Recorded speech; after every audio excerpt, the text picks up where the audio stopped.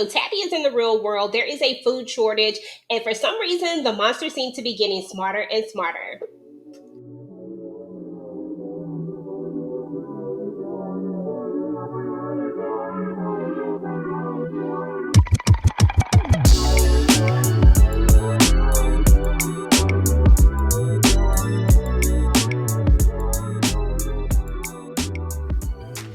What is up, y'all? What is up? It is your girl EJ, and I am back with another quick thoughts over from season 3, episode 1, y'all. Now, first and foremost, if you are not watching this, then you definitely got to check this out. If you're into like the horror slash mystery slash thriller, I would say then you definitely got to check this one out. Now, y'all, From follows these people where they get stuck in this town. They're just going around and around and around. They have no way out. And at night, the monsters come out.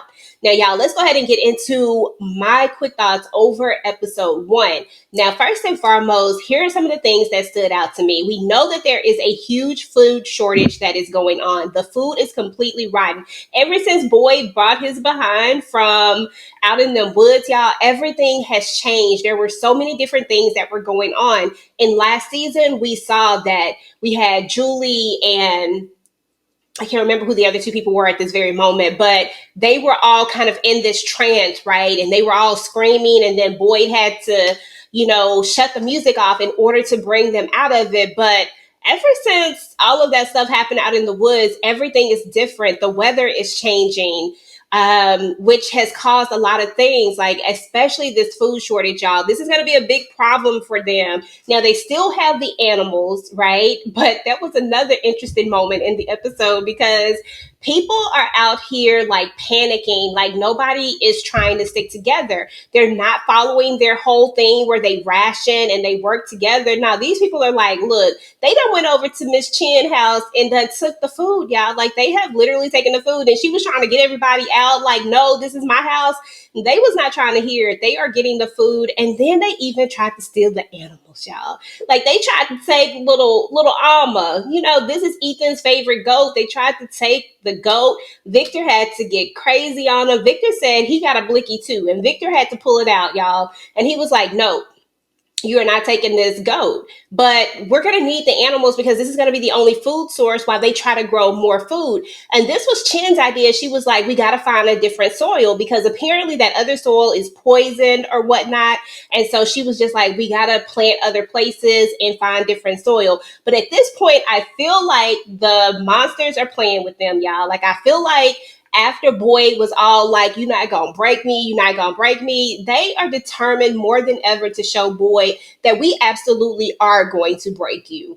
And what they did in this episode, in the last 10 minutes of this episode, was crazy, y'all. Like, this is the first time that we've ever seen the monsters act like this. Now, I was disappointed in Ethan Little behind while he out here opening doors. I'm like, Ethan, do not run out here for this goat. Like, you are not supposed to be opening the door. And lo and behold, that one that she always popping up, she just loved getting these little kids, y'all. She was the same one in season 1. They got a little girl acting like she's somebody's grandmother. And they had to take off running. And then why was Sarah out in the woods, y'all? I'm just trying to figure out where Sarah been at. Like, Sarah is just popping up. But Sarah is a survivor when it's all said and done, because I don't know how she out here surviving. But, it is what it is. So anyway, they decide that they are going to at least unalive one big cow, right? That should get them through 3 months worth of food, right? And by that time, they can plant more vegetables and stuff like that, and maybe get back on track.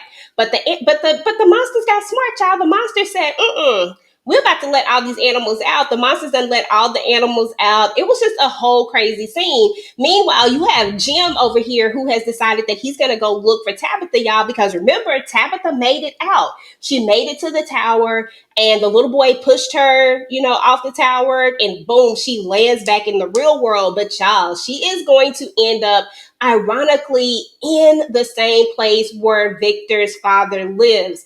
And that is exactly where she's going to go. I cannot wait to see what this conversation is going to be like once they actually talk, because they only show us the first interaction with them, but they don't show us them anymore after that. So that is one of the biggest things that I am excited to see.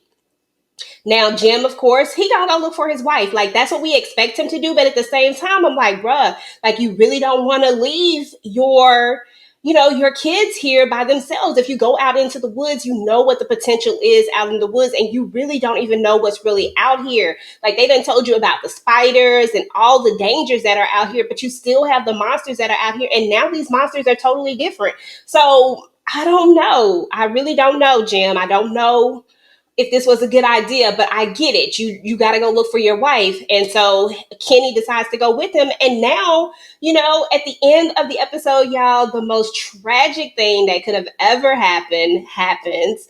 And and now Kenny is going to be without his mom and his dad. And these monsters actually watched Boyd. They actually made Boyd watch, y'all. They actually handcuffed him and made him watch. They did not unalive him. They want to break him.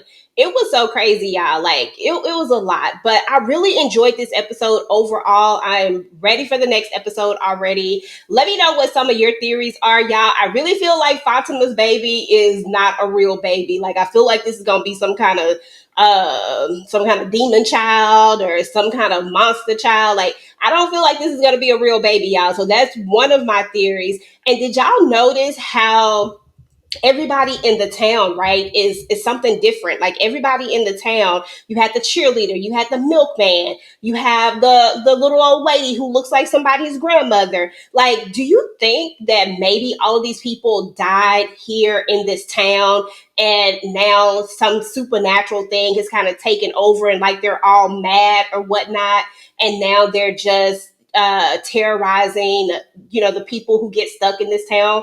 Like, I don't know, y'all. Like, I promise you, I have way more questions than answers, but that's what makes this such a great show. So anyway, y'all, drop down in the comments. Let me know what your theories are. Let me know what y'all thought about episode 1.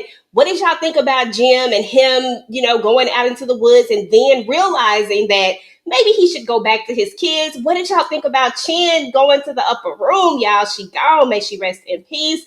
What did y'all think about just the idea that these monsters have somehow gotten super intelligent, or they've always been intelligent and they're just now showing their hand because they want to show them better than they can tell them? Like, look, we was giving y'all resources, letting y'all figure it out, but now we gonna make it a little bit harder for you.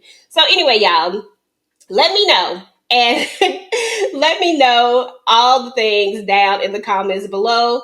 And guys, if you like this video, please make sure to go ahead and like, share, and subscribe to your girl channel. Turn on your notifications so that you do not miss out on any of my future From content. And I will talk to you guys later. Peace.